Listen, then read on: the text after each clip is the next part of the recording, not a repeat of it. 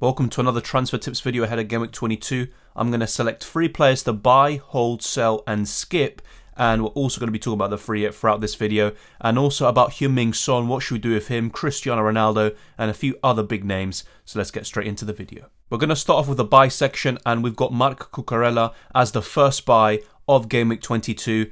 And really, his double game week isn't particularly great, to be honest, but still, he's got some very good fixtures long term, and Cucurella's been getting a lot of bonus points. You can also go for Tariq Lamptey, who's also looking pretty good, and also in terms of who's looking more offensive, it's definitely Lamptey, but Cucurella gets more bonus points, more starts, more minutes, and overall more points. He's been very good this season. He's gone under the radar, but for the last few weeks I've been talking about getting him in. If you look at his stats, they're not particularly great, to be honest. In 16 appearances, he's only got 1 assist, and in terms of XG and XA, 0.22 and 1.19 respectively. 0 big chances. He has created 1 big chance himself, 21 key passes, but the stats aren't anything amazing. But with him, what you're really relying on are clean sheets, which Brighton can get from time to time. He's only around 5 million. And when they do keep some clean sheets, Cucurella has a good chance of getting some bonus points. He can still register a few more attack and returns until the end of the season. But if you want that, maybe Tariq Lamptey is the one to go for. He is a bit cheaper, but at the same time more injury prone, and his minutes will be managed a bit more. Maybe not as much in the coming months because the Christmas period was more hectic. So expect more starts with Tariq Lamptey, and you could go for him instead. But Cucurella for me is just as good of an asset as Tariq Lamptey despite the limited attacking potential, and if not, he's arguably even better of an asset. So Cucurella, if you're looking for someone around 5 million, I think he's one of the best defenders you can pick. Next up is Diogo Jota. He doesn't have a double game week, but I still think he's a buy, whether it's now in Game Week 22 or heading into Game Week 23. A lot of these options that are good in Game Week 22 because of their double aren't necessarily that great, and we're going to be getting onto that later on in this video. But Jota's stats are absolutely amazing. With Salah and Mane now off to the African Cup of Nations, Jota's going to be the main man up front. He could be shifted to the left to accommodate Origi or even Roberto Firmino to play in the middle, but Diogo Jota can still do very well in that position, and you would still expect him to get the majority of the goals. And Liverpool have some very good fixtures. It's just a shame that they didn't have that double, and they probably would have had a double if their game against Arsenal in the Carabao Cup wasn't postponed. But Jota for me is still a buy even. If you have him, definitely hold him, but if you don't have him, look to buy him either this week or next week, despite the fact he doesn't have a double. And look at these stats. I mean, they're absolutely great for someone around 7.5 million, 4.71 XA, 9.33 XG, and he's the second top scorer in the league, I believe. 10 goals and 2 assists, 52 shots overall, and 19 on target. His stats across the board are sensational. 47 shots in the box. He's had 19 big chances. So for me, Jota is better than Foden, Bernardo Silva, and all the others around his price. And with the fixtures coming up, I think Jota is a buy, and he should be the main man up front. The last buy I'm going to be talking about ahead of Game Week 22 is Jose Sa. A bit of a weird one to talk about because, once again, another Portuguese player who doesn't have a double game week in 22. But if you look at the stats across the board, I mean, the thing with Wolves, they're just very impressive defensively. They've only conceded 14 goals this season, which is only 1 more than Manchester City, who have an amazing defence. So their defensive stats have been very impressive. In terms of expected clean sheets, maybe they have overperformed a little bit, especially in terms of expected goals conceded because it is 24. But Jose Sa or any Wolves defender are worth buying. I talked about this 2 or 3 weeks ago with Connor Cody, Roman Saiss and a few others, and the same applies for them. You could even double up on Wolves defence, but ultimately you probably want to kind of diversify your defence. If anything, double up on Man City defence. But Wolves are still looking really good. They've got some great fixtures coming up. And even in Game Week 22, a decent fixture against Southampton. Jose Sa is arguably the best goalkeeper this season. Ramsdale's another one. You also got Hugo Lloris, maybe David De Gea, and a few others that are also competing for a really good spot in your team, Robert Sanchez. But Jose Sa is arguably the best of the lot. And the defensive capabilities, the clean sheet probabilities are all looking good. So if you are looking for a goalkeeper still, despite the fact that he doesn't have a double in Game Week 22, I think Jose Sa is the clear winner. It's time to talk about the holds, and Cristiano Ronaldo is the first up here today. And normally maybe you could say he's a sell because you've got Harry Kane who's looking in really good form. Heung-min Son was looking fantastic. You could even double up on Spurs attack. But with Heung-min Son out of the equation and Mohamed Salah, if you have Cristiano Ronaldo, I would hold him. Would I be looking to bring in Ronaldo? That's a bit more of a difficult question because it depends if you have enough money to actually do an upgrade and only one transfer to move one of your strikers like Calvert-Lewin, for example, to Cristiano Ronaldo. But if you don't, you probably have to get rid of a Salah or a Heung-min Son as well, and then you probably want them back in 2 or 3 game weeks' time when they return. So that's a bit more difficult. I think he's not a buy, but if you do have Cristiano Ronaldo, I would hold him. And the same goes for a free hit. If you were free hitting, I probably would go for the Portuguese international. But otherwise, really, in most cases, he's just a hold, really. And if you look at the stats, they're pretty impressive as well. And the funny thing is, his shots in the box is exactly the same as Diego Jota. His XG is very similar. His XA is even lower. Big chances even fewer. So all of these stats for one of the greatest players of all time are actually inferior to Diego Jota, who has had more appearances. But it just shows you how good Diego Jota has been this season, especially statistically. But with Cristiano Ronaldo, I think he's a hold. I wouldn't buy him. I wouldn't be selling him if I did have him. And I think he's a decent option, especially for this double game week. The fixtures are very good. But once again, I don't trust Man United. I wouldn't be looking to double up on their attack. And I think 1 is enough. And even throughout the whole team, a double up is the most I'd even consider. And that would probably be David De Gea and Cristiano Ronaldo. But some good stats across the board. Ronaldo can still get you the occasional double-digit return, which is what makes him so appealing. And with Salah and Son absent, I think Ronaldo can be one of the best premiums along with Harry Kane. So we've mentioned Mohamed Salah. Why is he now in the hold section when even last week I was talking about selling him, especially, heading into Game Week 22 if you don't do it in Game Week 21? Now, the reason I'm talking about holding him, it is also dependent, let's be honest. So if you are free hitting in Game Week 22, I think Mohamed Salah is an easy hold. And you can keep him and bench him for 1 or 2 game weeks, then he's back in your team, and you don't have to worry about ways to bring the Egyptian back into your squad. If you aren't free hitting, then maybe you could make an argument of making 2 transfers, getting in a Harry Kane or Cristiano Ronaldo, but that's a different story in itself. But in most cases, I think Salah is actually worth holding. If you held him up until this point, I know he's possibly missing 2 or 3 game weeks now, but I think if you are able to help it with not so many options across the board, especially in midfield to really replace him, you could actually hold Mohamed Salah. But it's also a team-dependent question. In my case, it does make sense to actually hold him, especially if I play the free hit. Otherwise, yeah, do you really want someone around 30 million on your bench? Probably not, and it does limit you.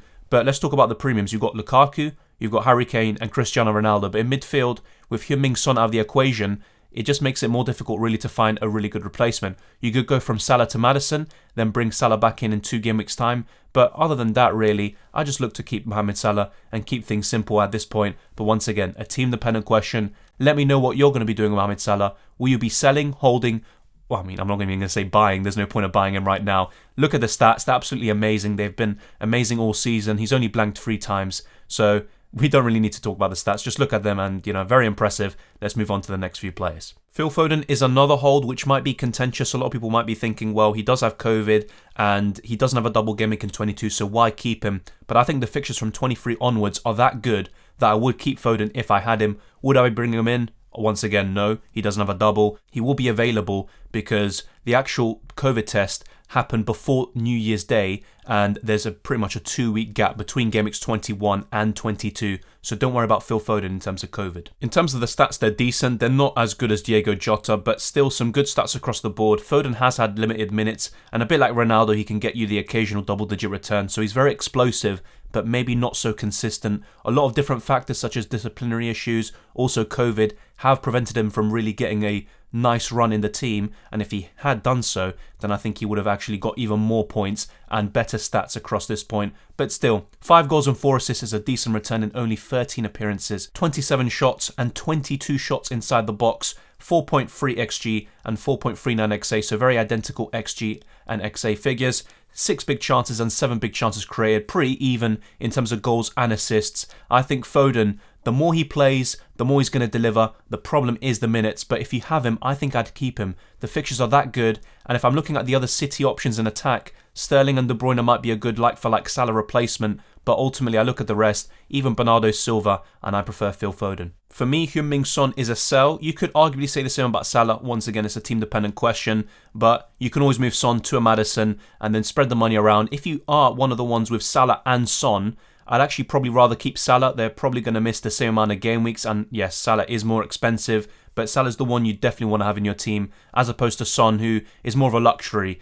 rather than necessity like Mohamed Salah. The stats across the board are pretty good for Son, nothing amazing. Once again, you look at Diego Jota, he has superior stats in most of these metrics, but Son is so clinical. 8 goals and 5 assists, 44 shots overall, 28 inside the box, over 7 XG, 12 big chances and 4 big chances created. I do prefer Heung-min Son over Harry Kane, Cristiano Ronaldo and all the others, but with Son missing the Leicester, Arsenal and Chelsea fixtures at the very least, I think Heung-min Son is a sell. Otherwise, I was actually looking to bring him in. He would have been one of the buys in this video, and just in general, I've been talking about buying him even weeks ago as a really good Salah replacement. I think he was the standout one. If you already had Salah and Son, then you would look for someone else like a City midfielder, but Son was looking really promising, but once again, it's very disappointing. I was actually looking to captain Heung-min Son. Now it's going to be someone else like Cristiano Ronaldo, Harry Kane or Emmanuel Dennis instead. But Heung-min Son unfortunately is injured. He's going to be missing the next few weeks. I'm going to be talking about the best free hit team, the updated version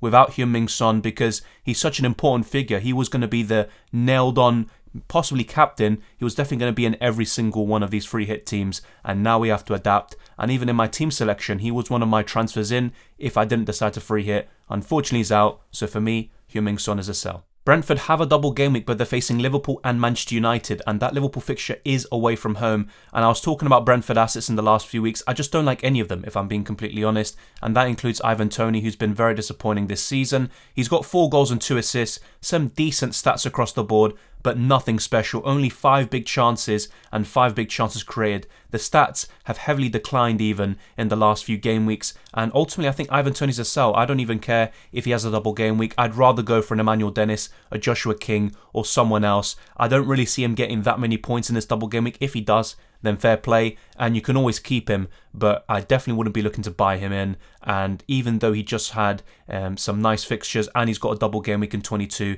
I just think he's a sell, and I just don't like him this season. He hasn't been up to it, and really if he gets a penalty, that's the best chance he has of getting a haul. But at this point, I wouldn't be surprised if he ever missed a penalty. But ultimately for me, Ivan Toney's a sell. I had him early in the season. I was very disappointed with him. The only time I really profited from having Ivan Toney was against Wolves when he did very well, got a goal and an assist. But ultimately for me, Ivan Toney is a sell. The same goes for any Brentford asset. Smith Rowe has been one of the best midfielders this season, but I still think he's a sell. He's not completely nailed in that Arsenal team. He's been having some issues. He was left out of the FA Cup squad. I was expecting him to start there against Nottingham Forest. Now that could be because of COVID, or if not, maybe an injury. So let's wait and see. Watch this space in terms of Smith Rowe. And in terms of the double game week, which they probably could have had in 22, I was expecting Smith Rowe to get 1 start out of the 2, but there's no double game week for Arsenal. And you look at the fixtures as well, they're pretty decent to be fair, but blanks in 25 and 27, no double in game week 22. Smith Rowe isn't nailed anymore, and he's not going to be scoring off the bench every single time. I think Smith Rowe is a sell. His stats across the season are actually pretty poor, if we're being honest. 17 shots inside the box, 25 shots overall, but what matters most is FPL points, and look how many goals he scored, 8 goals and 2 assists. So Smith Rowe has been fantastic this season with limited minutes, especially in recent game weeks and over the last month or so. Only 4 big chances and 3 big chances created, 20 key passes. Smith Rowe is important and vital to how Arsenal play, but in terms of FPL, these stats aren't sustainable, and yes, football is played on grass, we all know that, but with all these circumstances I just talked about, Smith Rowe is just not as appealing of an option as he was beforehand. And now for me, if you enjoyed all of these points off your bench or whatever happened with Smith Rowe, all the goals he scored, enjoy them, take what you can from them, and now look to sell. You can even go to a James Maddison, for example, a Rafinha, or many others around his price. I just don't think Smith Rowe will offer as much value and as many points in the next few game weeks. Now hear me out, James Maddison has a very nice set of double game week fixtures. The game against Everton in game week 21 has just been postponed. The reason why I think James Maddison is the first skip of game week 22 is because he's a really good purchase for game week 22, but only game week 22. So he's ideal for a free hit, but if you want someone for the long term, I don't think James Maddison is the answer. Look at the fixtures from Game Week 23 onwards. It's not too bad. They're not awful. But when you look at Liverpool in Game Week 23, you look at the games after that as well. Leicester have a pretty poor run. They've got so many players unavailable. That includes Jamie Vardy for, I think, 8 weeks. You've got Daka. He could be back for Game Week 22. He's another really good option for the free hit in Game Week 22. But ultimately, you're looking at the rest. So many injuries. Players going to the African Cup of Nations like Ndidi and Iheanacho. And I think they have a few COVID cases in their squad. That's how they were able to get that game postponed against Everton in Game Week 21. So Maddison's a really good purchase for Game Week 22 only. Maybe get him in on a free hit. But if you want someone long term, I don't think James Maddison is the answer. His stats are pretty kind of similar to Smith Rowe in terms of XG and XA.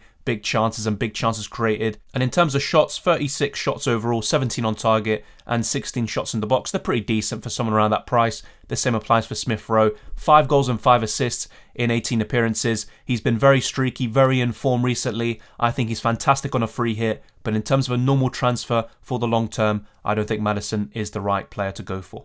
This is a pretty simple one, but a lot of people are talking about getting Robertson in, especially if Liverpool had a double game week, which isn't going to be the case anymore. And some people might still be tempted. Robertson has shown a bit of form recently. 1 goal and 5 assists in 14 appearances for a defender is still very impressive. 5 shots overall, 3 shots in the box, an XG of 1, an XA of 3.1, 1 big chance and 5 big chances created. Some good stats across the board for Robertson, some fantastic fixtures. So a double up with Trent and Robertson looks pretty good. Robertson is now back from suspension. But if I'm being completely honest with Andrew Robertson, I just think he's a skip, especially if you're looking to sell Salah, then have a way of bringing him back in. Because if you bring in Robertson, it's going to be more difficult to sell Robertson, make another transfer in midfield and possibly up front if you have money stacked in there and you're looking to take a -4 or a -8 potentially to bring Salah back in. You want to make things as easy as possible. A double up is more than enough. And with the current climate of any game, having the possibility of being postponed, I would rather just have a double up in Liverpool right now. Bring Salah back in when he returns. But even then, any triple up is very dangerous and very risky. So Robertson, a really good option in isolation, but would I have him over Trent? No, I wouldn't. Would I have a double up in Liverpool defence? I probably wouldn't, to be honest. And would I have a triple up, which makes it more difficult to get Salah back in? No, I wouldn't. So honestly, for me, Robertson is a skip. The final players we're going to be talking about are Kevin De Bruyne and Raheem Sterling. If you look at their stats, they're quite similar in some regards, in terms of XA, in terms of shots, and in terms of goals and assists. De Bruyne has had fewer minutes. Sterling has actually been getting some more minutes this season and starts, which is good to see. And also Sterling has quite similar stats to Heung-min Son, who we talked about earlier. Now, there's still 2 good options, and if you're looking for a Salah replacement for the next few weeks, I think these 2 are really good. But if you're looking at Game Week 22, they don't have a double. The fixtures after are fantastic, but there's no double in 22. And Heung-min Son, he would have been the ideal replacement. Now he isn't. So if you're looking for another premium, why not go for De Bruyne or Sterling? But still, with the doubles for Harry Kane and Cristiano Ronaldo, I would prefer going for one of those. And also with De Bruyne and Sterling, there's so many options at City that they're occasionally going to get rests. Even Sterling, he can get a double-digit return, then get rested, then come back in the side. There's Jack Grealish who can play on the left, also Phil Foden. So they're both great options. You can still go for them, but I wouldn't be looking to buy them in necessarily in Game Week 22. Maybe in Game Week 23, but would you really do a move from Heung-min Son or Salah to one of these in Game Week 23?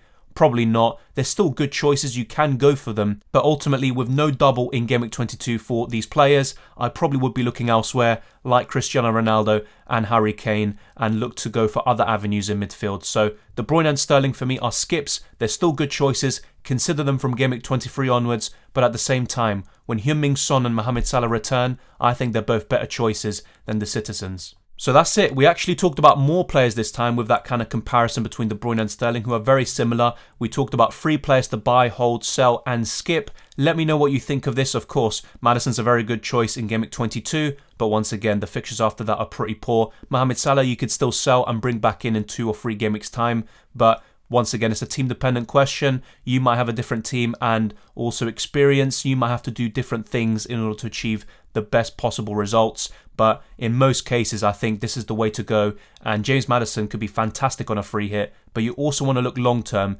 despite the fact that postponements do actually undermine a lot of plans we've been making this season. And it makes FPL more challenging and a lot more based on luck. But thank you very much for watching. If you enjoyed this video, smash the like button and subscribe if you're new. Let's see what the end of Game Week 21 has in store for us. Unfortunately, we only have 2 games remaining instead of the 3 that was supposed to happen, with Everton versus Leicester also being called off due to COVID cases and Leicester basically having no one available. It's a big shame, and it does show that a lot can happen, and FPL is very volatile at the moment. So don't kick yourself about it, even though you might have tripled up on Everton or doubled up like I did. You just have to, accept it and see what happens. But we can still do very well up until the end of the season. We still have our chips in play, and in a month or two's time, things could calm down and FPL could be more manageable and more based on skill rather than luck. But once again, thank you very much for watching. You can follow me on Twitter and Instagram, Dylan_RCM. You can also join the Discord server. The link is in the description below. So enjoy Game Week 21, enjoy Game Week 22,